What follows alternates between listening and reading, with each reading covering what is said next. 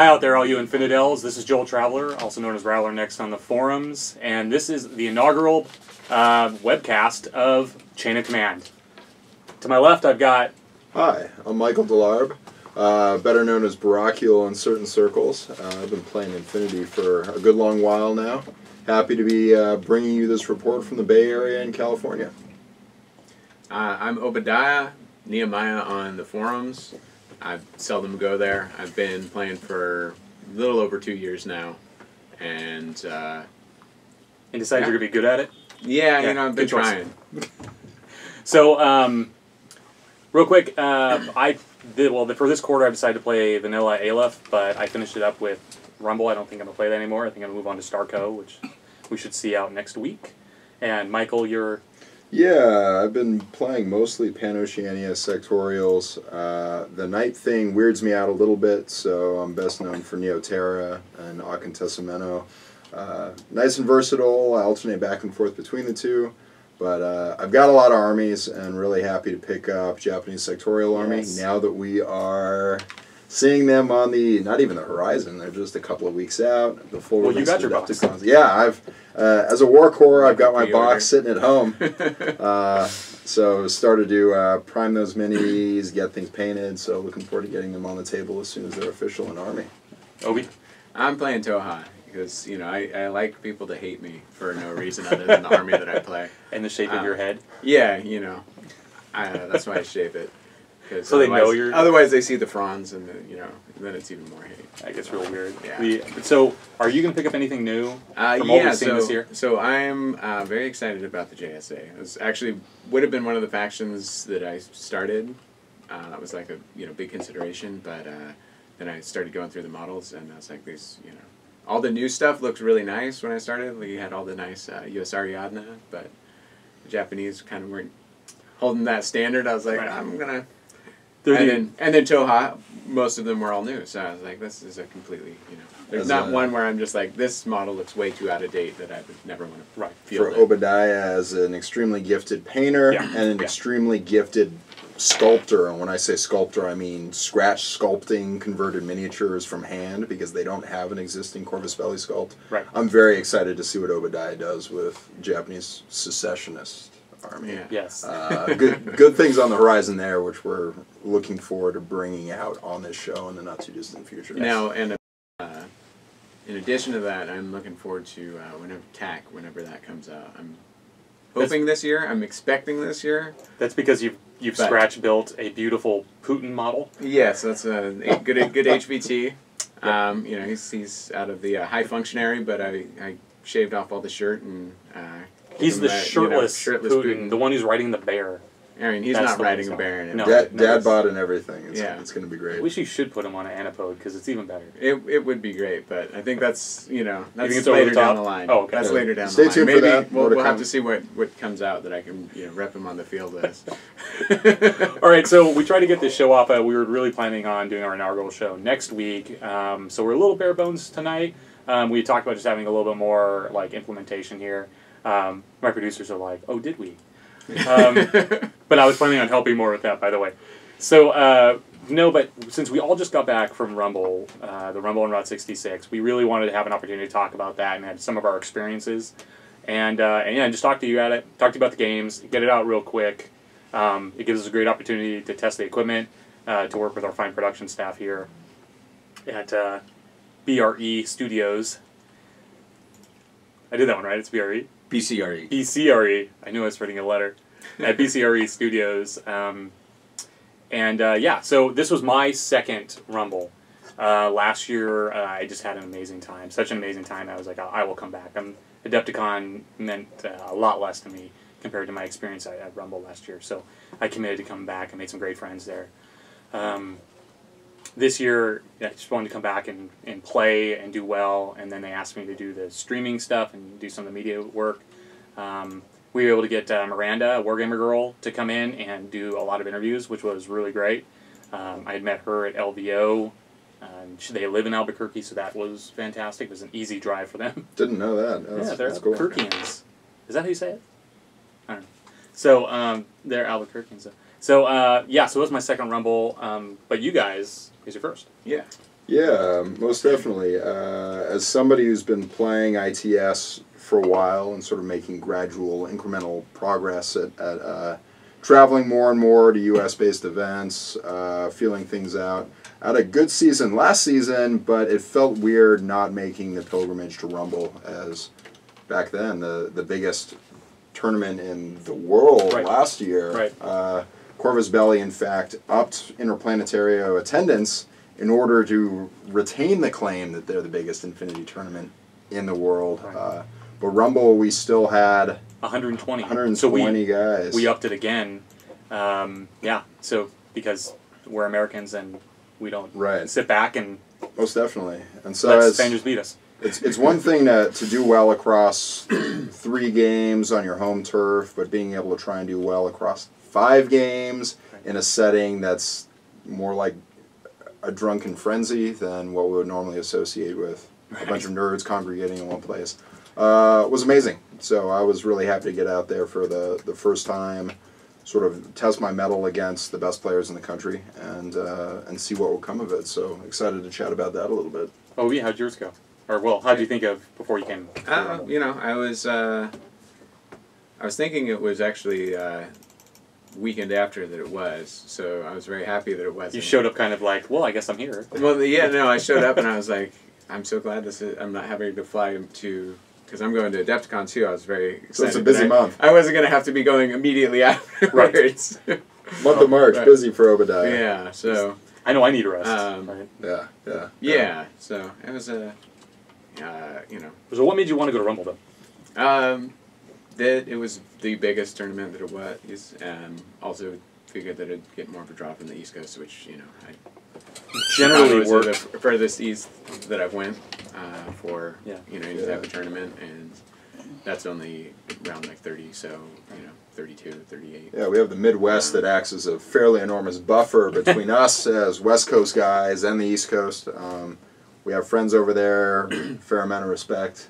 We wanted to be able to mix it up with them a little bit, so I'm glad that we got some exposure. I'm glad that we got a chance to throw down against some of those guys. See, the funny thing for me, my experience this year was it was very much a local tournament. Interesting.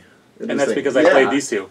I flew to Albuquerque, New Mexico to play the guys that I play every Thursday night. Well, you don't play both of us every Thursday night. I don't. So this was like a treat. It was like having back-to-back Thursdays. That's what it was. I was telling Michael during ours that it's like we have effectively dodged each other at the local tournament for a while now because our games are like super nail biting, and then you and I haven't played in a while either. Yeah, it's been a while. Anyway, but yeah, and they both knew my list. And they'd helped me. Don't worry, I barely remember my own list. I'm just gonna say I'm really glad I talked you out of that Dossier Lieutenant, because that would have been awful for a hunting party. But, but yeah, we'll talk about stuff now. And then tonight's beer is actually sponsored by Trader Joe's. I mean, my sponsor. I may have bought it right before the show, and it's a Kolsch, and it is light and crisp. It's holding up. Yeah. Mm-hmm. I didn't buy enough of that. I'm like, I'm already out. Mine died. There's more over there. We'll grab some. Okay, let's see. Oh, thank you very much, Mike. Oh, thank you. And okay. So this is how it worked. It was a 2-day format. This year, as opposed to last year was a Friday Saturday tournament with Sunday off, which was pretty cool. I liked that. You know, there was more commitment. There was more time to hang out and talk and chat and everything afterwards. Rumble in general, with over 100 people. You're just, I feel like I'm in a constant frenzy to like hang out and to say hello to everybody and to give everybody quality time as much as I want to give them quality time, because there are so many awesome people in our community, that it's the 2-day that because we only did 2 days this year, like we flew in on Friday and then we're out again on Sunday. It just didn't feel like enough time. Yeah, I would have liked to spend a little more time. Right. I think even staying over Monday would have been probably sufficient. Yeah, which is what you did.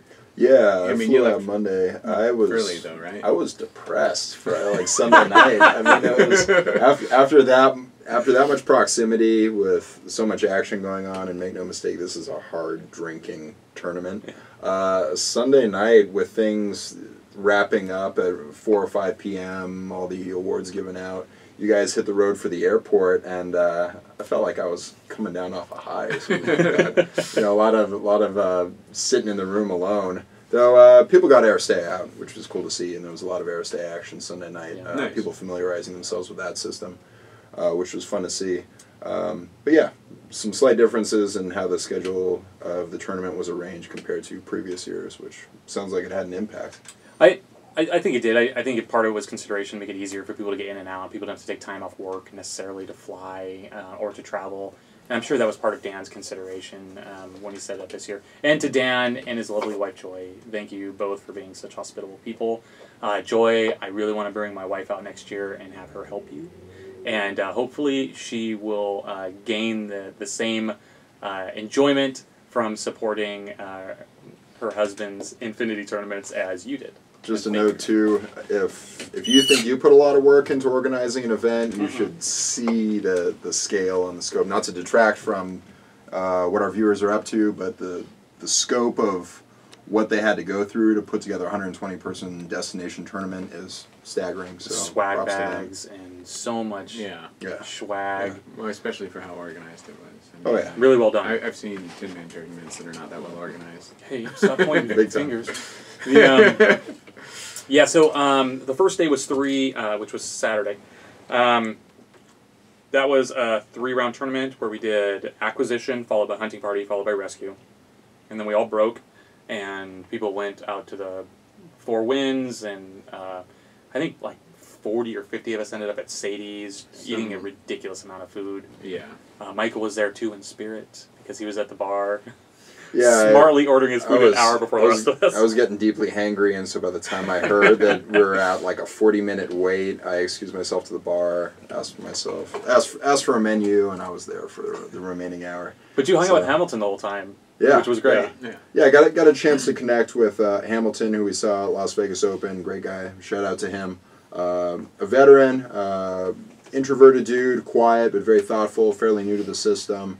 But if you ever cross paths with him, take a few minutes to pick his brain, because great guy. He did well, too. He went to LVO and then didn't bring an army, and I had an odd number of players, and I'm like, dude, I need you to play. You're like, just show up and play. He's like, I didn't bring an army, so I just handed him... He's a JSA player. Yeah. He's a JSA player. Nice. And I just handed him my vanilla army, my vanilla ALF army, and handed him a list, and he's like, I don't know how this works. I said, I will help you for the first round and then your own. But he did actually really well in LVO. He tore it up. Yeah, I mean, I think that's just because vanilla ALF is really, really good. But good tools. Good tools. You can do a lot of mean things with it. But yeah, so we did that the first day, and then the second day was Power Pack, and I'm looking at you for a reason. And then Power Pack, and then Capture and Protect to finish it up, and then we went right into the awards ceremony, which you can all see posted on WGC Infinity if you search my name, or you just click on the videos tab on the far left, and it'll probably be the most recent video that you see up there. It's good to have 5 rounds. Obviously, 120 players. It has some opportunity to chop things down, distance the field. But all things considered, too, even after 5 rounds, things were pretty close at the top. Most definitely. We can chat about that. Yeah. Coming right up. Yes. But guys, tell me about your round 1. Tell me what you thought for acquisition, for Obadiah and I. First round in this new event, this new tournament that we're at, obviously on a scale that's new to us, even as Infinity veterans. Joel coming into it from the previous year, but using a new army, right? Always. Yeah. Yeah. I think I played 4 times with that army. Yeah. Army ADD. Yeah. I do have the army ADD, and so I'm already switching to this one. But you want to go? Yeah, sure. So first guy I played was Derek. He was playing Toha. Did you play Derek Fleetwood? No, it's Derek Blackmore. And he was playing Toha, so as soon as, and he was like, yeah, and I'm pretty new, and I was like, oh, like, I already know your army better than you do, and you're new, like, those are 2 bad things. Right. So yeah, he had a Nakul sniper that I just could not dislodge, so that actually made it a little more interesting than, it definitely could have been if I just, because if that guy had gone down, it would, I would have been able to just push right into his lines. Yeah, I just... So you only run a single Makul in your list, right? Yeah, I was only running one. I'm just saying that for a reason. Some kind of record. I mean, I've run more, but... Or actually, no, I think it's one of my lists I was running 2. I think that was the hunting party one. Oh, okay. So... But usually one or two. You had 2 different lists. Was this one, did acquisition warrant special consideration with your list building? So I broke down my list building for hunting party and to combine the same list for hunting party and the rescue. Mm-hmm. Okay. Mm-hmm. And then all the other ones I ran the same list, Okay. which the main thing for that was just to take 2 clipses and have them do end runs to at the end of the game. Right. How about your round one? Okay, so I played Nathan Roberts, who had the distinction of being the 120th placed player on Rumble this year and won the Small Hammer, and congratulations for that. He ran a limited insertion Hector list, Thrakatize on one side, Machaon bomb on the other side, not Machaon, Phoenix bomb on the other side, and then he brought Themiris. I never see Themiris. So that was the boss cool. trio look like. Is that it? Yeah, he looks just like him. Same facial features. But yeah, it's their PR guy. It's the that makes sense. PR guy. You know what, that makes sense. I didn't realize that. Good for him. So yeah, we played that. I was playing really Vedic, very much so, like 18 order Vedic lists. And people were like, how are you playing that? I was like, oh, like this. And then so I run Dakini up and I just annihilate everything that I see. It's pretty much how it works. It's very satisfying. It's like having multiple Q drones. It's awesome. I played against him. Nathan was a really great guy. We had a very enjoyable game. Played on Magno's space table, like Quarters table. Right? Yeah. A very interesting table with actually a lot longer 24-inch sight lines than you would anticipate. But in that mission, you have a 16-inch deployment zone. He chose the more congested side and gave me the longer lines. With my list in general, I really want to go first because I don't have good AROs, I don't think. So, and I also don't want Steel Phalanx with all my remotes to come in and just like annihilate me. So I just had to hit him really, really hard, and I did. By the second turn, yeah. He only had Phoenix at the end of the game because I ran a Krakot. It's a good start. Promising start. It was by the third round though, so at least it was that. Yeah. Second round, something like that. But yeah, we had a good game. Really nice dude. We had a good time. So what about you? Yeah. So I find out my opponent's playing Pano, and I figure, okay, naturally enough. Then I find out he's playing Akon, and I think, okay, naturally enough, I'm also playing Shock Army of Akantesameno. And then I see him start deploying, and I think his army looks suspiciously familiar. It turns out we're both running Teak-Belong lists that were identical in unit selection, and maybe 2 or 3 units. I mean, very little in the way of varied profiles. So that was sort of an interesting and surreal initial outing, sort of playing against myself. My opponent, too, I had actually fought against him the Friday night before. There was an ISS versus JSA grudge narrative throwdown. Right. And I'm a JSA player, but JSA had more participants at the time I signed up. So I threw in with Drews just to sort of merc for ISS and had a good time and had a decent win Friday night. So when my opponent saw me again round 1 on Saturday morning, there was a bit of a groan and a bit of an eye roll. But right. we had a good time. We had a good time. Teak-Belong versus Teak-Belong was funny. It was funny too because initial engagements for both of us is my Teak-Belong runs out to engage his Link Sapper Sniper regular. It takes me 8 orders. The Teak-Belong dies to multi-sniper AROs, like goes unconscious, and I have to repair it, but I have to kill this thing because I can see the entire table. Then his turn fires up, and his Teak-Belong comes out to see my Sapper Sniper, and I'm thinking, okay, time for revenge. He toasts it first order. So that's just the nature of the dice game. But that went okay for me. Managed to keep myself in the game. Being able to have the final turn, final say was immensely valuable. That one wrapped up 8-3. So it sounds like we all had good, strong initial opening rounds. We did. Got knocked out of the cut right away. Good point. You just reminded me of something. So, there were 4 players from California there. And after the first turn, our win ratio was the highest. Yeah. Because all of us got majors. And Mark Manlapas was the head judge. Dan and Magno and I had talked to him and asked him to come on and give a hand. And Mark put together just one of the most organized, like, judging apparatus I've ever seen. It was great. And then Mark also has a hilariously dry sense of humor, which was enjoyable.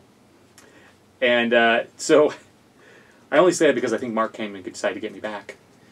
Because he said, well, California's too powerful, and I can't let them just win. So he decided that, he didn't decide, it randomly came up that Michael and I would play at Hunting Party. Round two. Round two. And he beats me like 90% of the time. So 99. I'm like being nice to myself here. So but we always have really, really intense games, like both of us just like dripping sweat, and like we've actually tried to do some bat reps before for you guys in the past, and the format for bat reps is one we're going to carry over on this one. And we tried it, and one of the problems we had was that we were so intent on playing our best game that we actually forgot that we were supposed to be describing high-level, like, thought-provoking play and explaining what we were doing, and we just were like, about halfway through, we decided to go for each other. Yeah, I think we just dropped the minicam, and we're just which is hilarious too, because I consider myself a pretty laid-back guy. I'm happy to talk about the game. We're both workhorse, so we come at it from the perspective of education and sharing with the community. But yeah, we bring out competitiveness in each other. Right, it's knockdown, drag out. It's always good. I'm happy to lead in with discussion on that round. Yeah, so I had a list for this one that was very high order count, and I was planning to use this one only for Hunting Party. And I think generally just the feel of it throughout was one of us would come up with an ingenious plan, something that felt ironclad. Right. Dice couldn't possibly fail on this one, and then our opponent would knock it out of the park with like strong defensive ARO crits. And so we'd fabricate a plan, and it would fall flat. It would be dead in its tracks. Yes. Switch back to the opponent, and they think, well, I managed to stop the other person's push. Yeah. Time to leverage this, time to get some momentum, and then they would just hit a brick wall and not go anywhere. Right. And I think that reflected in the scoring. Joel managed... Well, I'll let you, please, describe your good move. You had a great move at the end of the game. Oh, okay, yeah, so what I did was, there's some things I screwed up. But one thing I really screwed up in this game was placement of my sensor bots. But that's because I allowed a Naga to survive, because I was going to use this trick on the Naga. So I've got a Donabus hacker, right? HD Plus with Maestro. So and she's got pictures, so it's really cool. I had some orders in the third round, and I knew I needed to... Right now the scoring was kind of up in the air, and I really needed to mobilize something. Neither of us had immobilized anything. So I'm like, okay, I need 3 orders to do this. 1 order.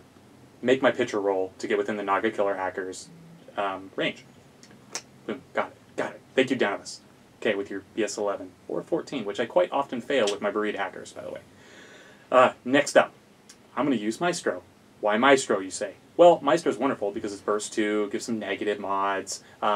Even though he doesn't get negative mods for attacking me back through the repeater, I'm a 15 base, he's a 14 base, whatever. But it puts the model directly into unconscious, so he can't go dog it.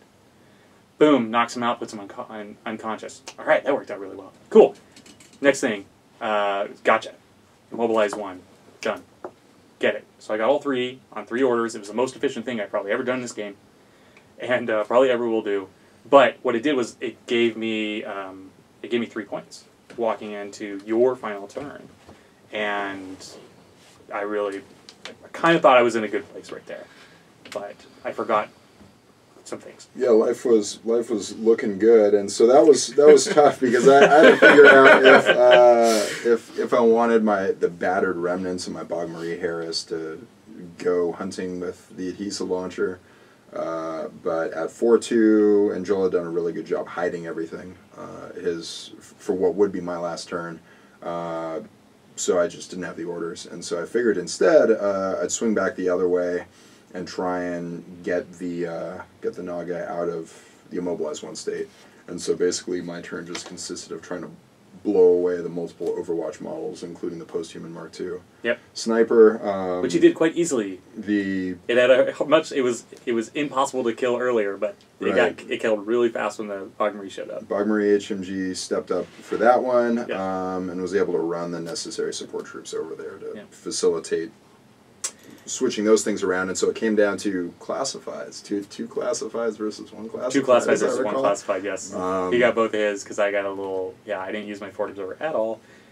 And 2-1. Suffice to say, both of us knew that after a round 2 like that, it was going to be an interesting tournament. So we both knew what to expect from one another, having played regularly. Joel talked shop about his list with me all in the week leading up to. Before this, I looked at my list and I said, I decided to go with that one because I've been playing Vedic, right? And I'm like, I don't want to use any of the Steel Fitness. But you know what? I did decide to go with that. I drew my list. And then pairings got read off about 5 minutes later, and I went. So, Obadiah. Yeah. How'd yours go? So I was playing Derek Fleetwood. Yeah. You played Derek. Yeah. And the funniest thing is we were chatting with him right before about which armies are strong, and I was like, to a hunting party it's kind of ridiculous because you got your Symbiont armor you can get out of, you can bring Sukiuls. We also have veterans, so you can't really isolate them as well, and he was like, I'm playing Steel Phalanx because all the Myrmidons have adhesive launchers, so I was like, oh, that's dirty. Yeah. So of course we get paired up, and I was like, and he was like, and Derek's been a great in general. Derek's been a great friend to us out on the West Coast. He's helping out with prize support, sending it all the way over from back east on times. And thank you very much, Derek. Yeah, and he was he won the roll off. He took deployment. So I was like, okay, well I can't go second, so I'll go first. And so I set up my army. Then he puts out his his limited insertion 10 model list, and I was like, this is no good. It was just 2 Links and Myrmidons, one led by Hector, one led by Uterus, yeah. And then he had an engineer in the back and I think an EVO hacker. Or it might have just been the baggage bot version, but engineer's good. Unglue things. He had him kind of waiting in the wings to go and run up and fix whatever needed to be fixed, and so he deployed them all in the back, and I kind of didn't have a good game plan going into this, so I ran up one of my teams into the kind of the midfield, and then they just ended up getting stuck there, and I was never able to get them reinforced, and the end of the game, he just ran Uteros and 3 Myrmidon into my my lieutenant, who was also a Fort Observer, and just beat her with his pistol until she went down. The story of this is much better. The story is even better because he's like he goes in with under the cover of smoke, so all my Overwatch isn't going to get him. But you understand how that feels. Oh yeah. Yeah. Okay. I do it too. Yeah, of course you do. I didn't have any Overwatch set up anyway, so it didn't matter at that point. He'd already killed it all. But he goes in with Uterus, and I'm thinking, okay, he's got NWI. I've got I'm not going to beat him unless he rolls all really bad dice because he's hitting with all 4. So here's a trick real quick, so to make sure that people understand, because a lot of people didn't know this, right, is that you can use your stun pistol in close combat, and for hunting party it's a really good idea, because everybody gets a stun pistol. If you have a pistol, you get a stun pistol, right? And the stun pistol, instead of causing stun, imposes the immobilized 1 state. Which allows you to score points in hunting party. So if you're using that, and along with your really high martial arts skills, especially if it's buffed up by like several other dudes who are in there with you, it turns into... your model getting immobilized. That's pretty much what happened. The funniest thing though is I was like, okay, he's got dogged. I need to take him out. If I hit him once, he needs to go down. Yes. And so I was like, I got D charges. It's a -3, but really I'm looking for a crit anyways. So I got a melee of 16. I roll it. I roll the 16. And I'm like, damn, that -3. Because and Derek was like looking at me. He's like, "What are you talking about?" And I was like, "Oh yeah." And he's like, "Oh yeah." And I was like, "Yeah, you got me." Because you had a knife, Yeah, and then later, yeah, wasn't even until like the next day I was like, oh, God damn, I should have used my knife. And he would I have just crit and stabbed him right in the head. at least won that round. But you're Yeah. still going to get nailed the rest of the time. Yeah, I mean, I was still locked in combat with 2 Myrmidons, who also have the stun pistol, so So it's not missiles. seemed, And MA3. seemed unlikely that I was going to make it out of that. It did. Amazing rolling if it worked, all right? Yeah. Okay. So that was an ugly place for California to be. Riding high after Right. round 1. Round 2... We still dropped it. We dropped down to like 2nd or 3rd, though. And yeah, that's it. Yeah. Because Liam had a good showing.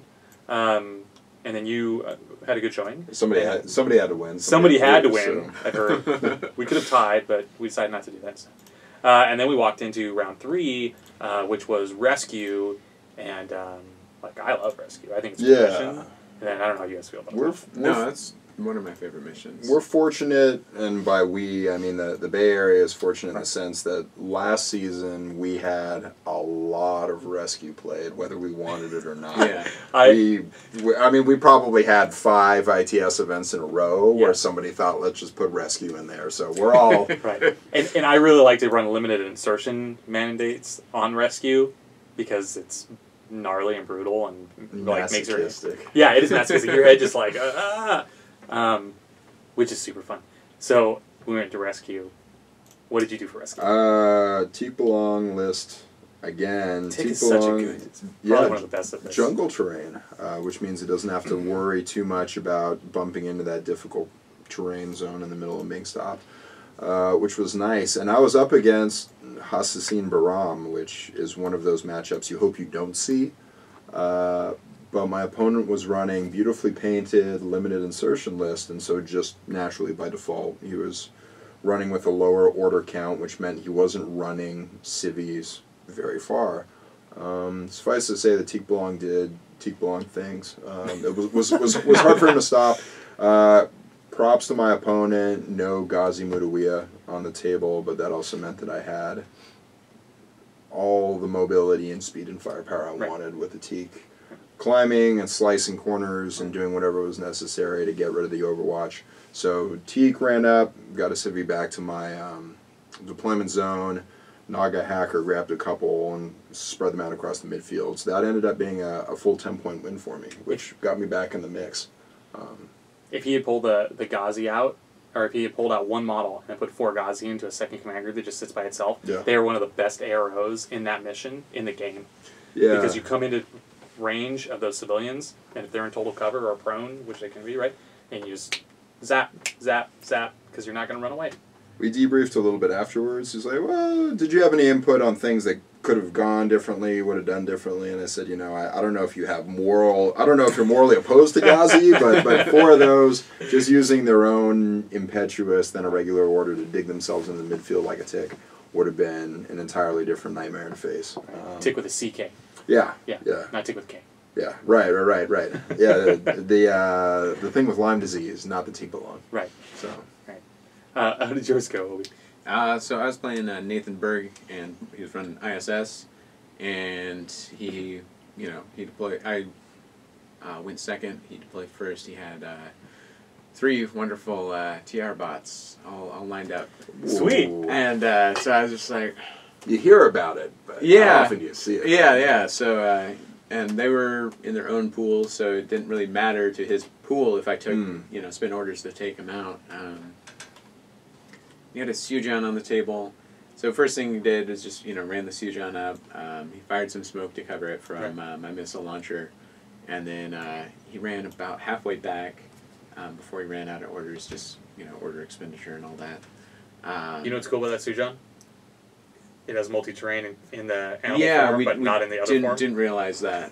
So it would have been moving that's a little bit interesting. slower. Right? That is interesting. That's a good distinction to make. Yeah, but there's so many rules and There's so many rules. There's so many rules. Especially with the ones where you don't normally play with them, like difficult terrain. People generally don't play with that with a visual representation. It's always harder to remember the difficult terrain in that zone when it's just on the table. Absolutely. That's why I love this mission. It's one of the reasons I love this mission. Yeah, it forces people to use. It's a fun one just because I don't know. Well, the funniest thing was, so one of the problems was he threw the smoke. It was like the Sujan could get right to the edge and grab a civilian, rolls the die. The civilian's like, ah. And just ran away from the smoke.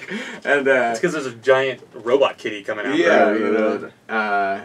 They should have put a bell on its neck so he knew it was there. Because that would have made giant robot kitty with a bell on its neck. Absolutely. Yeah. I'm gonna go towards it. Yeah. Yeah.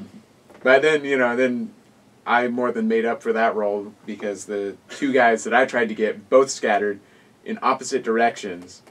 I had ran up Eclipsos to try and get one and it disappeared. So I was like, well, this is not good. He's got he's got a sync civilian. He's going to get it back to his data tracker. So I just put a Sukiul in suppressive fire in the middle of the table, and he just pumped order after order into it, trying to kill it, and could not harm the damn thing. He took out one of his own TR bots with it. He took the Sujan into no wound in cap, so she was just shooting for living the dream. Living the dream.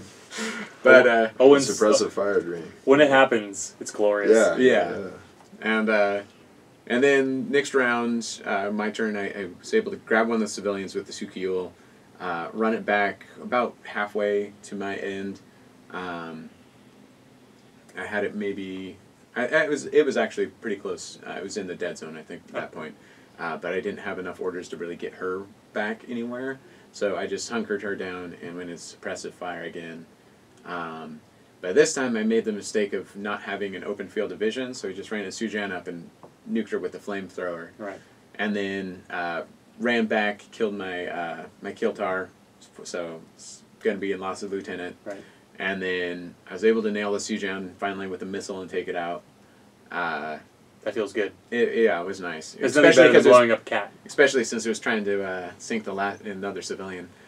And I was looking at the table, and he had gotten his civilian all the way back before sending his Sujan out to mess up the rest of my day. And he had like 2 orders left in one pool that had a ninja and a TR bot. And his ninja was in marker state behind a building within 8 inches of my HVT. And he had already gotten his classified. So I was like, okay, I can get this civilian. I have 2 command tokens. I have a plan. But that ninja, I'm not going to be able to dig it out in this turn. And then he's like, oh, I got 2 orders left. All right. So he moves the ninja. I'm like, I hold. He's like, okay, I move again. Okay. He's like, all right, well, I spin my other order. I move up. I'm like, I hold. And then, he tried to surprise shot the Keebril Preceptor. And I was like, all right, well, Dog will shoot its Pulsar at you, and he'll try and shoot you with a shock round. And Ninja went down to the Pulsar, and by that point it was already outside of the 8, so I was like, okay, so I think I can tie this up. Right. So then I had Lemieux hiding up on the building, and I'm like, okay, he's going to jump off the building 10 inches. And he's like, wait, he has super jump? He's going to do what now? No, but he's like, so you're just doing a full order jump? I'm like, yeah, but I got super jump. He's like, and I was like, yeah, it's a coattail. So then I was able to... One of the better doubles I've seen, by the way. TOA players are always talking about how to use Hollow 1, or how to downgrade Hollow 2 to Hollow 1 and come up with an effective double, and I think Lemieux makes a ton of sense because he's naturally on his own anyway. Yeah. Jack's big threat. You don't want to shoot at him. That's fun. clever. That's really good. The fun thing, too, is you can also keep him... you can also give him a symbiote mate, and that seems like a reasonable... Or, symbiote a reasonable bomb. upgrade, a thematic upgrade. Whereas if you put it, on anything else, like, why does that Joxa have a symbiote bug? Right. So you jump the coattail out. So jump the coattail out, made somebody else's order regular. He was able to jump and land basically right on the civilian. So I make my roll. I love the visual in that one. And he sinks it, and then I was able to move the coattail up to within 8 inches of his HVT and move the civilian back into my deployment zone. Because you don't have to have the controller, you just have to have the civilian back in your deployment zone and be synced still. So one of the things that I admire most about your playstyle is the fact that if as an opponent, if I don't absolutely, even if I demolish you, I need to be 9 points up on you, because you will do one thing at the end of the game that seems like the dice gods reach down and just bless you, and this little ray of light comes down and just shines on you, and you're like, there's no way that should work. And then somehow you will get it to work. Yeah. What's that? We've all been on the receiving end of that from Obadiah. Yeah. Most definitely. It's, Oh my it's God. the benefit of a Hail Mary, man. You got. I won't, but I can recount stories that make it It's so simple. ridiculous. But this will make sense, and this is important because the next story we're going to go into. Well, I just want to point out that that ended up being the highest scoring tie that I've ever seen in Rescue, which was a 5-5 tie, 5-5 tie, which yeah. was hilarious. So, and see, okay, so that was the end of day one. We all went from there. We went out and we ate at Sadie's and had like a bunch of people there. We kind of talked about that. It was great, just getting a bunch of opportunity to hang out with people, visit. I talked to so many people. I don't even know how many people I talked to. Saturday night, right? That was Saturday night? Yeah. It all blurs. Big community, wide community, great representation. Wonderful to see everybody there. Put faces with names. So we go back and we're like, okay, it's 11 o'clock. We're going to get some sleep because, we're adults, right? Yeah. So we are. And because we knew that daylight savings time was coming. And daylight savings time was coming. So invariably what happens to me is I'm headed towards Smartland and veer off and careen off a cliff into Dumbassville. But I wasn't arrested, so it's cool. So ended up, what ended up happening is I'm in a storage room with Kip, Rasmussen, Hamilton's son. And an illegal kickboxing ring had started right Yeah, then. right. Look, and Joy was in there, and I know I'm missing someone, and I apologize. Ras and Kip are talking about Kip's amazing career as the frontman for a death metal band, and we were all listening to that, and a lot of it, I'm just ignorant of the genre and don't understand if it's good or not. That sounded nice, right? Yeah. Yeah. no, Okay. that's- yeah. So, Well no, Kip, you did great. I mean, it was wonderful watching you share something that you were really passionate about, and something that was not connected to games. It was really cool. I appreciate that you opened up and shared us because it was rad. I really don't know anything about the genre. And then, yeah, I was talking with Hamilton's son, whose name is just escaping me right now. I'm O. It's O, right? Yeah. Yeah. Well, that's his And, nickname. I'm forgetting his full name, but it's like he was like, "You're Obadiah," and I was like, "He's like, my name's this," and Yeah, it's Orlean. Orlean. Everybody calls me It's O. Orlean? Something like that. I apologize, dude. And we're talking about like essentially how he through proper diet he's turned himself and put himself into a stasis and essentially like saved himself 5 years off his life. And if you look at the guy, you realize he joined the army in '92, and he looks Yeah. He looks sweet. fantastic. Yeah, it looks great, right? Yeah. And so I was very jealous of that. And we had really great conversations there. And then we moved. Everyone's like, "Oh, we got to get out of here because they're gonna throw us out." Oh, okay, we'll do that. Let's go to my room. So then we go to my room. And holy mother of God, it just got better. Like, the conversations were just incredible. It just you're just like, I'm rarely in my life I'm going to have more interesting conversations than I'm having. I mean, we're talking about all kinds of stuff that I'm not going to regale here. But it was great. All of a sudden we look at the clock, right? And daylight savings time is kicked in by this time. And it went from 1 o'clock to 3 o'clock. And we have to be up in about 4 hours. Yeah. And I'm just like, all right, you guys all got to go right now. And not a single person even whimpered. They're just like, you're right. And everyone just like skedaddled. It was great. Logical choice. It seems really good. And then of course, Seth and I stay up another. Seth Page was my roommate, and we stay up another 45 minutes talking. So about 4 o'clock in the morning, I actually sleep. Next day we get up and we go in. What was that? Round 4. Round four. Yes. And so next day we get up and we go out and we're going to do round 4. And there are a lot of people who are somehow poured themselves into their pants or whatever and crawled themselves to our buffet line and really regained their life. So we walked in round 4, which was Power Pack. Thank you, Power Pack. And we're gonna let Michael go first because we're gonna have a conversation in a minute about that. Yeah, Power Pack. So at this point, I was situated pretty well with 2 majors and a minor, and got a chance to play Bryant Visharong, who's Claudia Soul. Most people probably know him as the Aragoto guy, as a JSA player. Yeah. And so he brings out his JSA, and I bring out my Shock Army, and we're throwing down for Power Pack. And that was a good one. That was a tough one. Power Pack is terrain dependent, and we got a table that had nothing in the corners, which is tricky. And so we sort of rearranged it by mutual consent, which is always a little awkward. You know, it's like, yeah, does this look good to you? Yeah, that looks good. Maybe too much cover, maybe too little cover. You know, people have different schools of thought about how to set things up. But we managed to cobble together something that was functional. One side was good. Brian won the roll and took that side, and so it's kind of an uphill thing. Knock down, drag out. He was playing a low order list, lots of heavy infantry. Basically, it came down to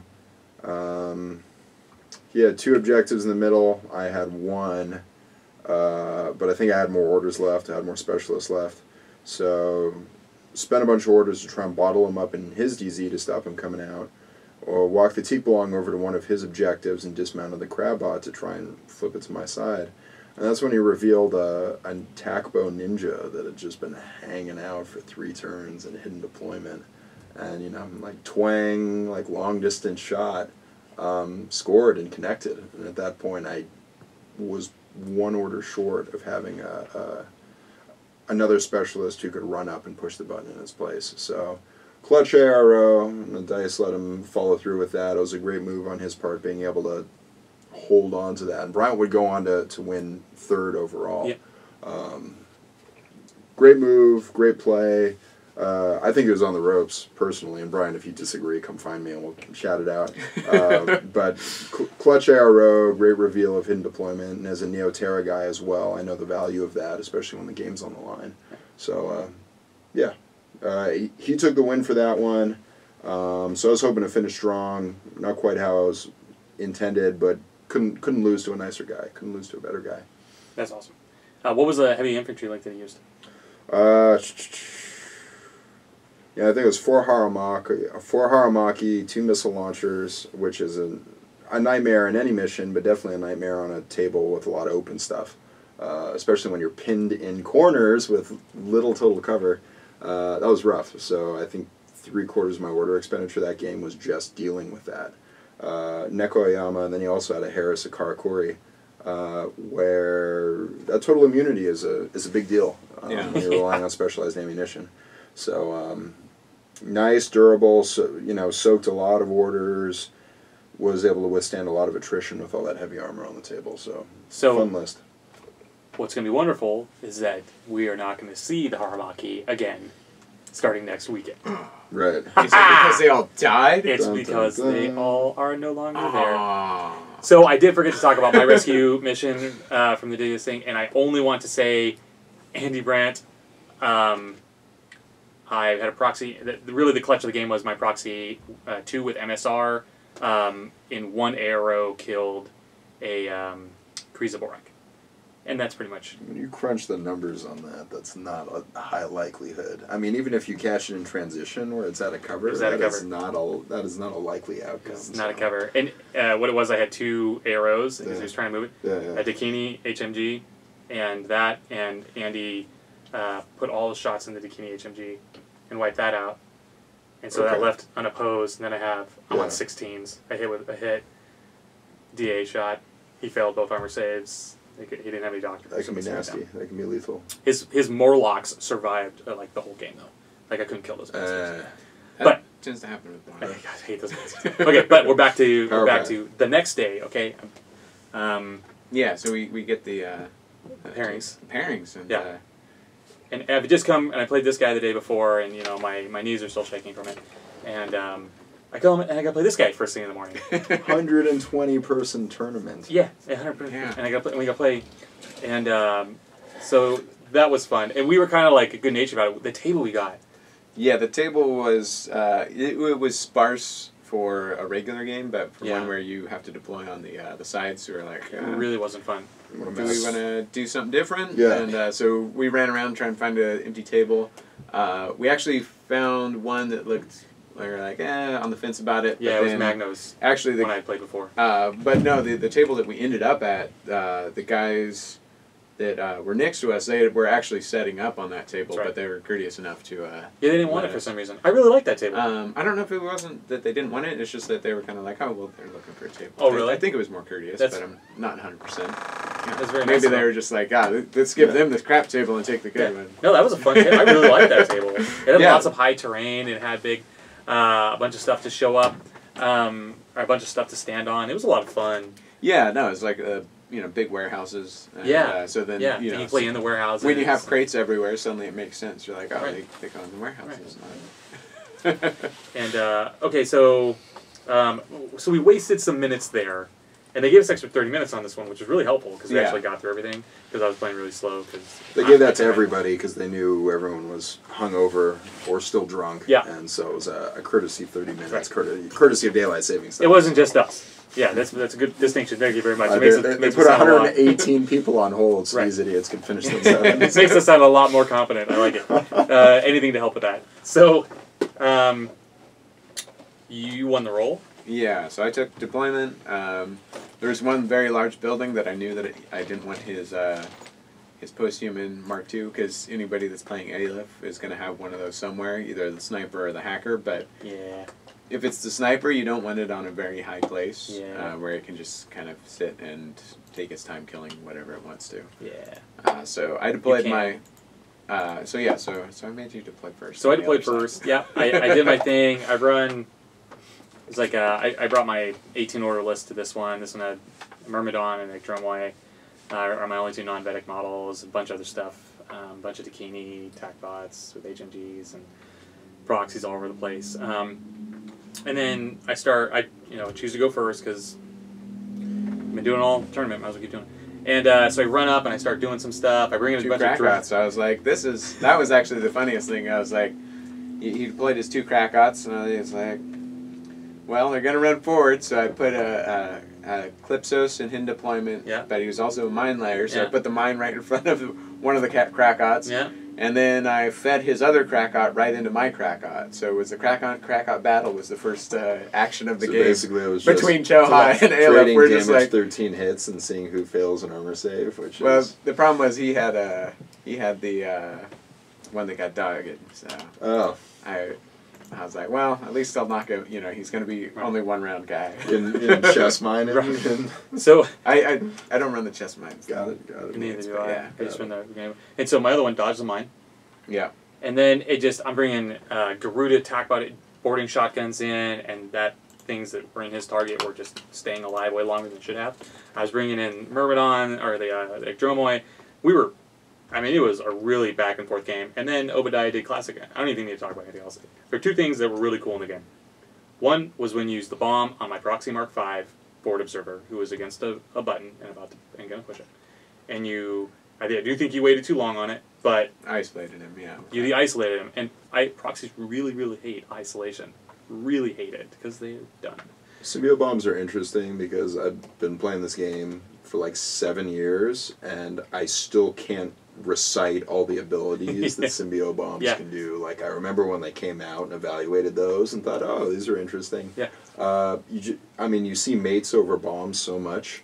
They're a hard threat vector to analyze, and so I think Toha players can pull that out and suddenly lay an ability on the table, and even veteran players will say, I had no idea you could do that. Yeah. So they're interesting because they have 4 powers basically. One is, or they've got 8 powers. So they've got 4 that are offensive and 4 that you can think more of as like tactical because you can't really use them to dodge or anything like that. How often do you take them compared to symbiote mates, which everybody knows about, everybody's familiar with? I tend to take 1 and 1. Nice. Because the chain of command is too useful on the mates. Sure. If I could get the chain of command on a bomb, I would think about taking 4 of those because they add more. I feel like they add more tactical choices. They change the way that you can play a lot, especially having no hackers. This is a way for you to be able to get kind of a one-off hack on anything. Yeah. They're a lot more useful than hackers, I think. That's the big thing is because you don't have to wait about somebody having a heavy infantry to be able to use them. Somebody runs their little light infantry. thinking that they're going to get to you, and suddenly you hack them, and they're like, "What's?" But I'm light infantry. And you're like, "Yeah, I know, but you have wounds." Right. And then and then somebody runs a remote and does the same thing, and you're just like, oh, "Why can't I get to you?" So the game's close. So the game's really close. Proxy is isolated. Right. And really what it was is he had double Calypsos, and one I had already annihilated, and the second one he pulled in, and then in Obadiah fashion, starts on one side of the board, zigzags around the board in a giant S shape, doing all kinds of weird stuff, and then ends up with his last move moving into. Yeah, so I flipped. He takes several shots here along this route. I flipped one of the buttons over. Yeah. Unflips mine and flips it to you, Yeah. which was the clincher. Yeah, And then that made it to. He had his data tracker in my deployment zone, holding onto the console there. So I had to flip those objectives because those are kind of the most important. It was like my game 4 against Bryant. Those cheap TO specialists. Yeah, that no, can it's just hang out all game in hidden deployment where they're basically invincible unless you want to go sweep for them. That's just the worst. This is why I'm looking forward to playing JSA. Yeah, I get more of those. Yeah. And then you grabbed the center objective, or you held and then I ran over to your console. Yeah, to my console. You hold my console. And tanked a pistol shot from the Ectromoy. Right. Which I had previously overlooked, and you were gracious enough to let me rethink that move. Gentlemanly. He's the Ectromoy looks an awful lot like Dumavoy. Dumavoy. Yeah. Oh yeah. Because I don't have any steel phalanx and refuse to buy them. I don't like those. But yeah, so tanked that hit, and yeah. And so he won. And by the way, we also screwed up our scoring because we can't count to 7 between two of us. Well, it was also they're like, last table, come on guys. Yeah, we were really slow. Roll it up, and yeah. So we were all trying to pack everything in so we could get ready for the next round, and Joel was counting it up. So so Joel screwed this one up. No, it's funny because I was just like. Well, that's a tie, so that's cool. And called it a draw. Yeah, we called it a draw and then moved on. And it wasn't. He actually won 7-5. 7-5. Yeah. 7-5. Yeah, he actually won 7-5. So it worked out on the OTM. It did not work out on the spreadsheet. So there's a screw up in the OTM that actually like karmically gave him the correct. Yeah, points. That's fun. And gave pretty funny. Because I was like, I thought it was higher than that. Now I'm 23rd place. I mean, they're like. And I was talking to Seth Page about it, and then and that got me and you looking at it again. We're like, oh, we scored it incorrectly. Okay. And karma got me. Gotcha. So, whatever, karma. I take it on the chin. That worked. It was a long weekend. It was a long weekend. Last round. Last round was Capture and Protect, which was super fun. Go ahead, Michael. I'm curious. Adam from Canada. Yeah. I can't be more specific. Where is he from? He's from Vancouver. Vancouver. Yeah. Sharp guy. Dresses great well. Player. Dresses well. wore the most hideous hoodie I've ever seen in my life. That's fair, yeah. Did he still have it on when he was playing you? No, everyone was sweating too much at that point. It was so many clashing colors. It was unreal. This distract you, man. Oh, it does. Tactical. It does. Yeah, it's tactical. Tactical. I'm a father, so I can make stupid jokes. That's good. That's good. We're reaching the dad joke phase. Dad joke phase. So he came out with ISS, which I was expecting Sujan, either 1 or 2. And so imagine my surprise when it was Cien Zanying Harris.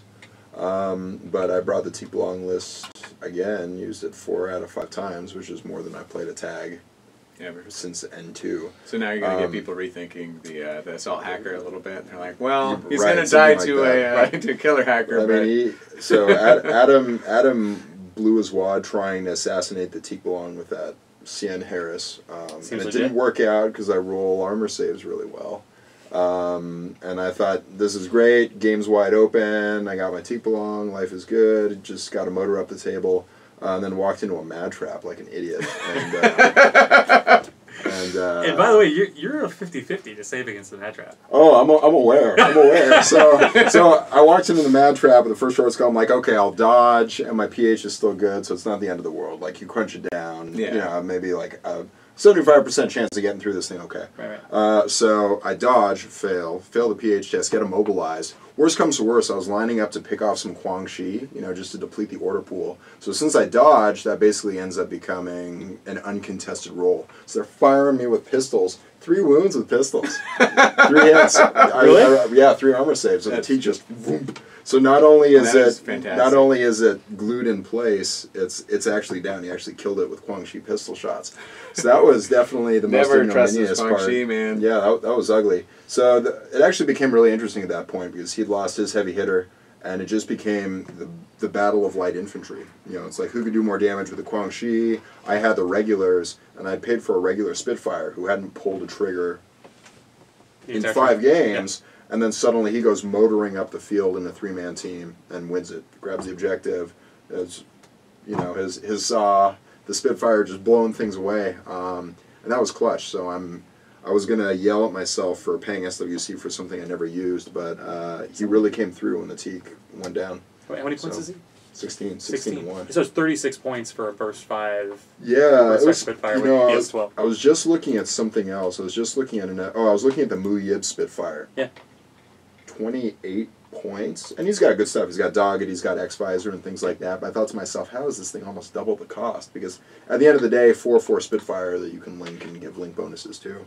The Acon regular was money, so that was good. That put me up with a major win. So did they give you some new list ideas if you were to stay with Acon for a little bit more about maybe using him more? Yeah, I like him because at 1 SWC it's easy and he's a good late game sweeper. Yeah. And of course the downside with any tag list is you're invested in the tag, and if the tag dies you run out of options. And so since the regulars are such a defensive link with Mind Layer and Sapper, it's nice to suddenly put them into offense mode, motoring up the table. So they're really good for that turn 3 sweep the opponent isn't expecting. Right. I actually like using link teams offensively that way. Especially when you have sensor and mines and other cool stuff to be able to facilitate your advance and solve problems. So it was cool. It really felt like the list came full circle with the Teak dying and being able to use that. So how did you finish up that game? That one went down 7-2, 8-3. It was just enough for a major. So I finished overall with 3 majors, a minor, and a loss, which I actually expected to go 4-1 going into it, so I did exactly. You hit your target. Yeah, I hit my target. That's good. So, Obi, so how'd Capture and Protect go? So I was playing Ross from Utah. He was running Onyx. I won the roll off. I had him deploy first. I was able to set up very defensively.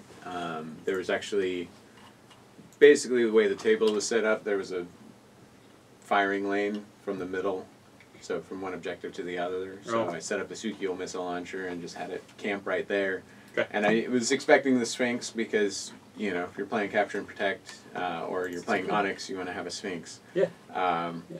And he came running up around a corner and started taking pot shots at some of my guys. Misjudged by, maybe half a centimeter a flamethrower.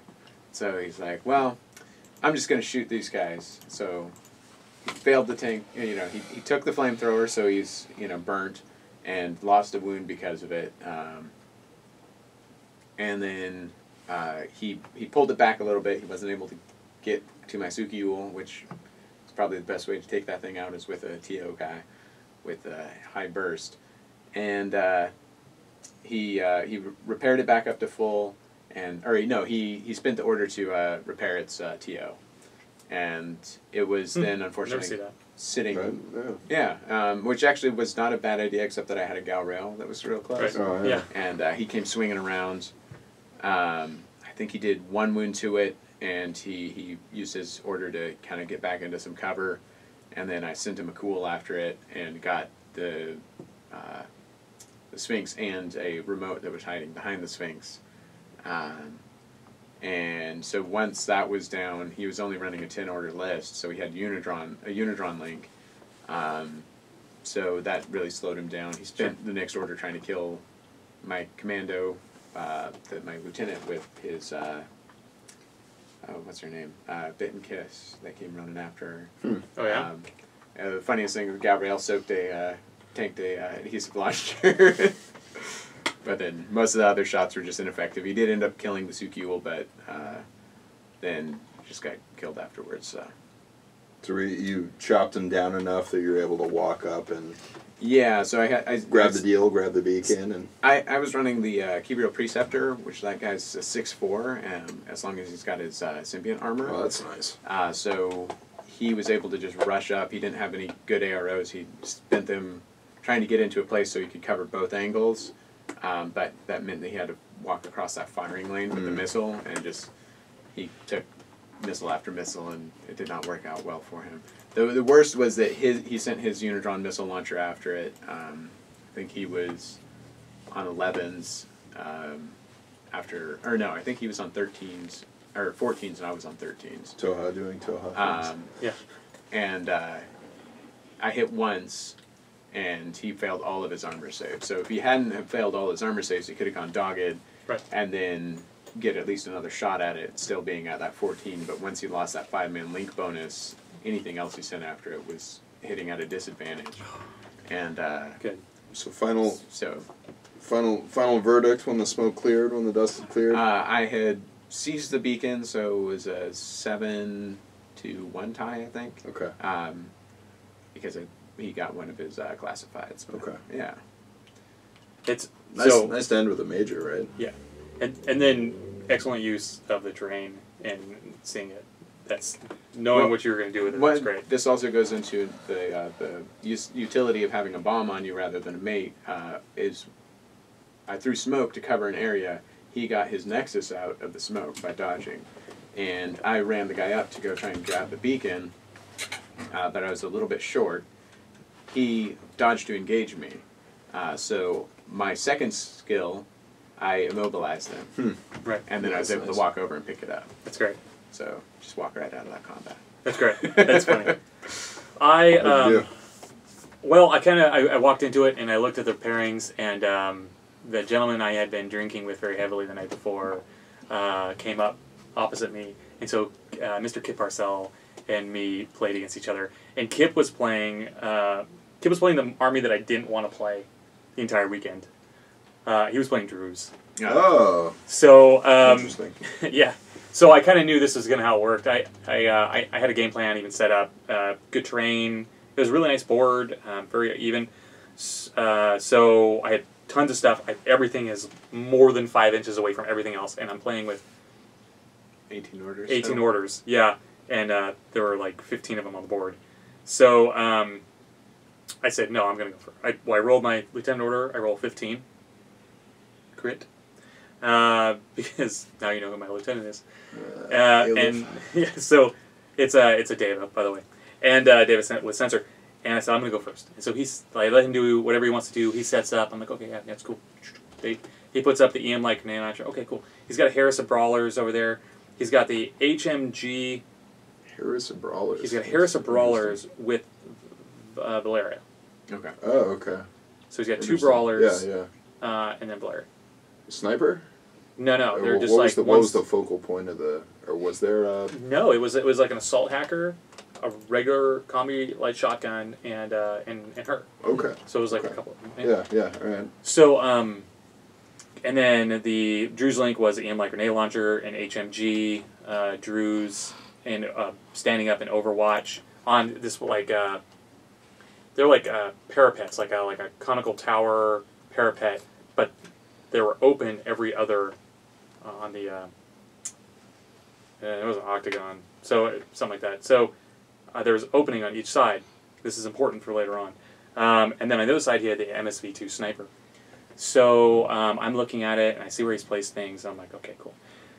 I've left my proxies in reserve because I learned during the tournament that all the proxies count as 1 model for reserve purposes. I thought that was awesome. I didn't know that before that. So I'm putting my guys down. Fair. Sorry. Yeah. No. Go ahead.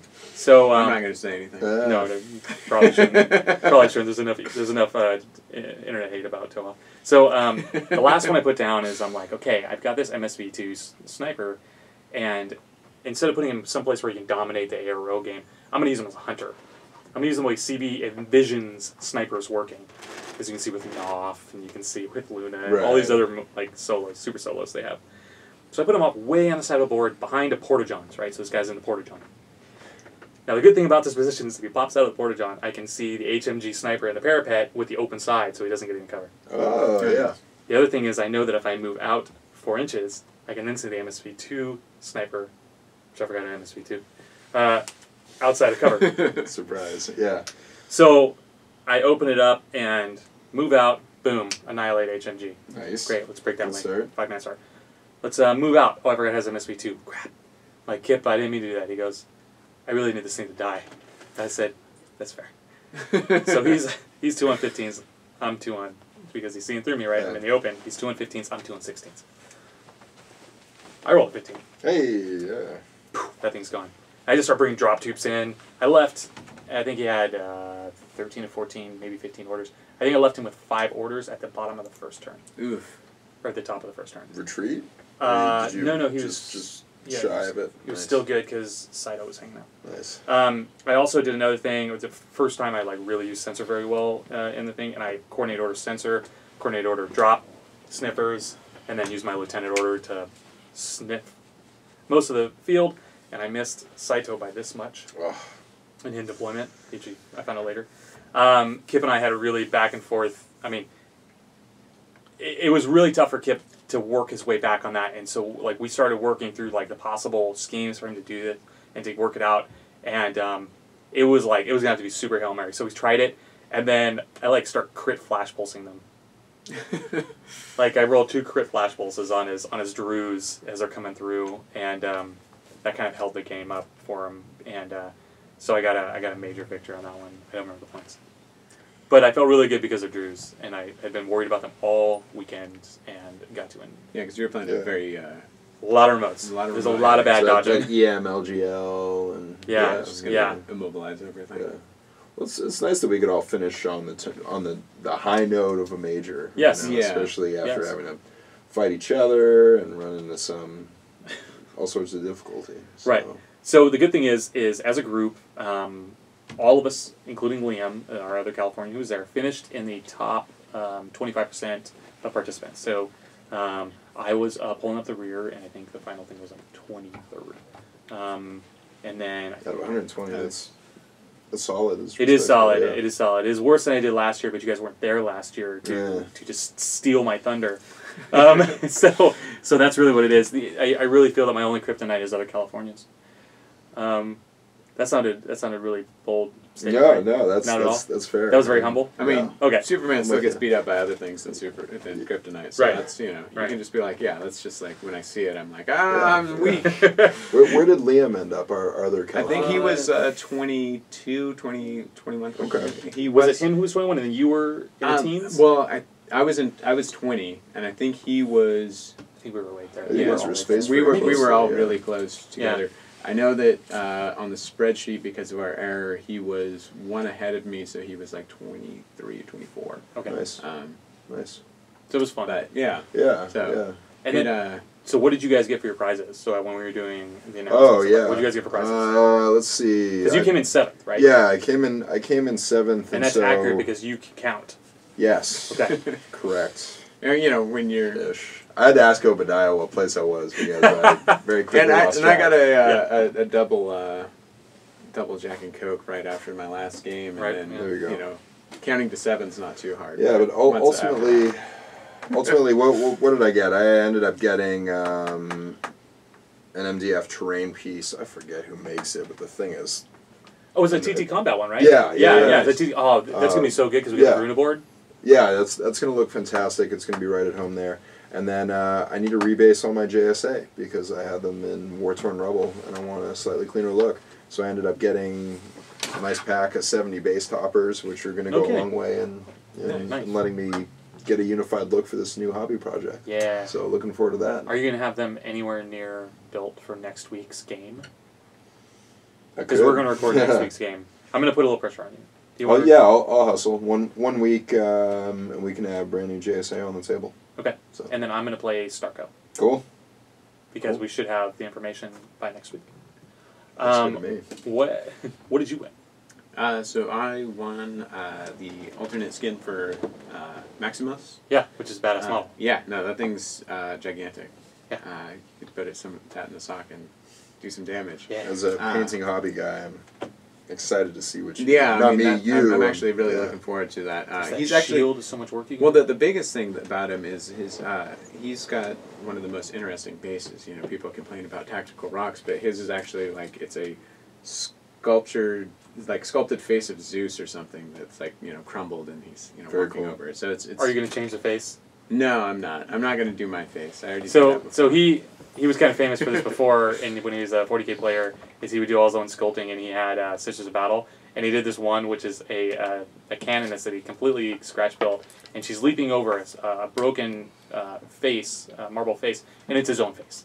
Well, I did that. But no one knew it because he didn't have a suit. He hand sculpted his own face into the hobby I mean, piece. the reason I did that though is because far too often in 40K, especially when they're doing judging of 80 tables, they're quickly going through, and a lot of time I get feedback of like, oh yeah, no conversions. No conversions. No, Every single Sisters model of you the have Battle, and they all looked different because metal models you have to do something. Your conversions significant. were so clean, the judges couldn't spot that they were converted. Good job, judges, not knowing an entire army. Yeah, That that's that fantastic. happens, especially when you got 80 tables to run through. Does and, it though? and you're looking for paint jobs, but back to Infinity. Maximus. Yeah, Yes. got Maximus. Looking forward to painting him. Yeah. Want to put him in like a display box so I can have it like it's a use it as a train piece, as like it's the advertisement. The that's hollow great. advertisement for Aristea. Yeah, That's or cool. for That's a like great the idea. movie that he's supposed to be starring in, and that's why he's dressed up like that. Yeah, it's fantastic. yeah. Russell Crowe 2.0. Yeah. 300. Yeah. It's 301. I like it. I like it. Where the one guy just decides to get up and beat everybody afterwards. Right, because he doesn't die.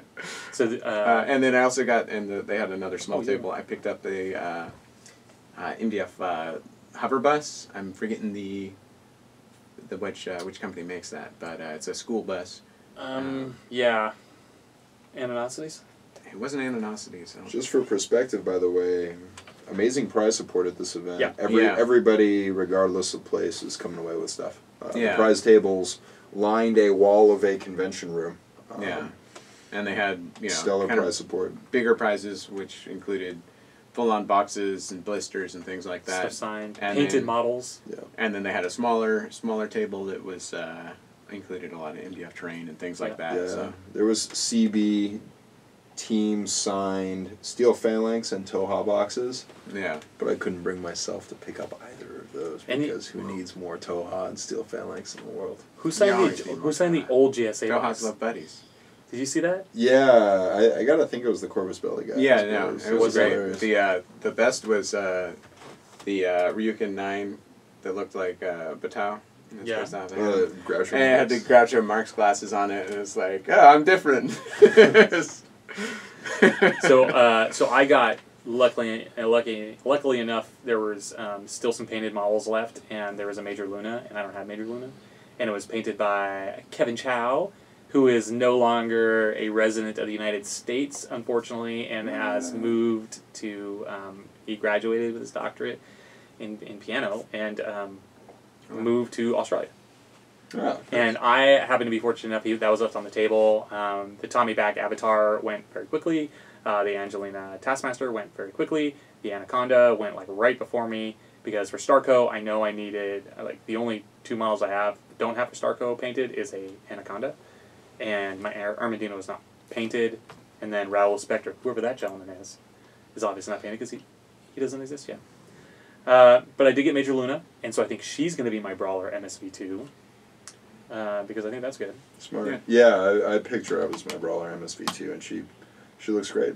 Fantastic model, and it's nice to find more use and application for her. So. And then I don't have to paint it, which I love because I don't paint anymore. So that was it. We did that, and then we rushed off to the airport and begun our long slog home. I sat down in my seat, immediately passed out for all 2 hours, and woke up like I was a new man almost.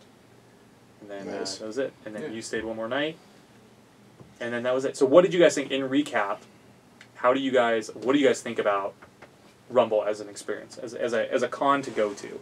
Oh yeah, I mean, if you're serious about Infinity, this is the place to go. There's nothing else to do besides Infinity, which in some ways helps to focus the event. You go to Gen Con and there's 250,000 people milling around, and it's easy to get distracted. And you lose people to other games. Right. Some people like that as a con experience, but if Infinity is something that you feel strongly about as a system, you want to put yourself out there to see how you stack up against other players, or even just get to know them, have fun, get to know different metas, put faces with names that you see on WGC Infinity, Facebook, or wherever. This is second to none. Fantastic experience, and as a competitive player and as somebody who's looking to get to know the community better, I took a lot away from it. So, Obi? I was really, I really enjoyed it, but I do like the tournament aspect, or the con aspect of Adepticon. Just having some time to, it felt a little bit rushed because we're trying to stack in all the games. Even though it was very well organized, it just felt like, I don't know, it seemed a little bit more rushed than... Do you think that if we had shown up Thursday night and had all of Friday to hang out, it would have... I think so, yeah. I think we needed to have another day. We flew together, that's why I say we. It's not like we're we. But yeah. Yeah. Not the royal we. Not the royal we. We.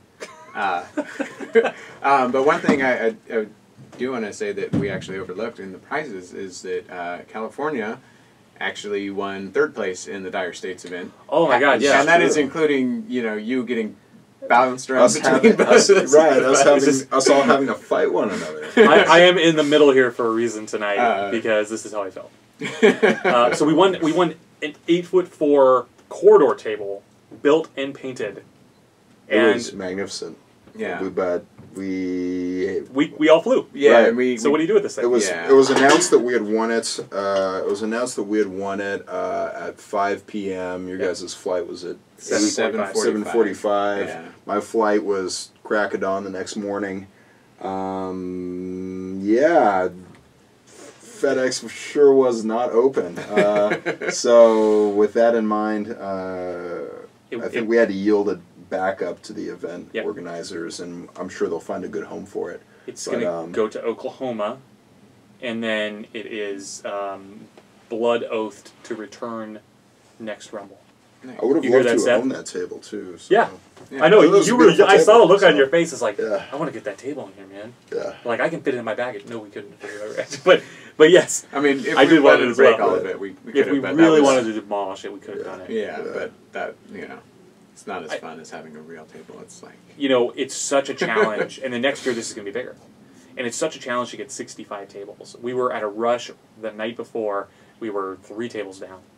So I would rather them just have 2 tables that are go, and they can guarantee are going to happen, right? If it finds a home, I'm A-okay with that, but it was a pretty table. It was a pretty table, I agree. Yeah. I'm also bummed about it.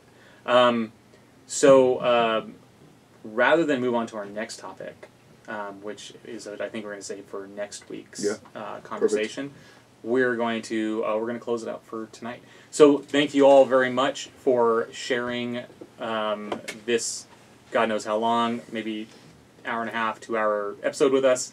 And we're hoping to do more of these. You should see, right? It's because I'm talking.